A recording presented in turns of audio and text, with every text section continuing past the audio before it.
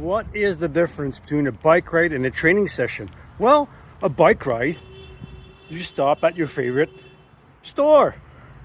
Maybe to buy something, browse. Ooh, red pedals to go with my new bike. I think we have a winner. Ooh, I think I overdid it. There's this Grand Défi Pierre Lavoie in 2 weeks, 10 days.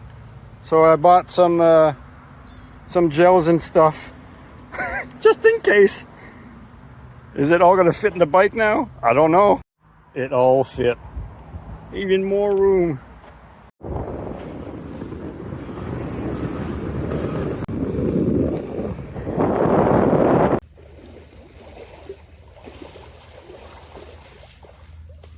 A bike ride consists also of having fun. I could dip in the river on a hot day. And on a bike ride, don't forget the carb load. Like a local brewery. Thank you, Picaroons. Giant potato! Now, any bike ride would not be complete without any sweets. Carrot cake ice cream at the Country Pumpkin. At the local petting zoo. Cheers! And I hope your bike ride is as fun as mine.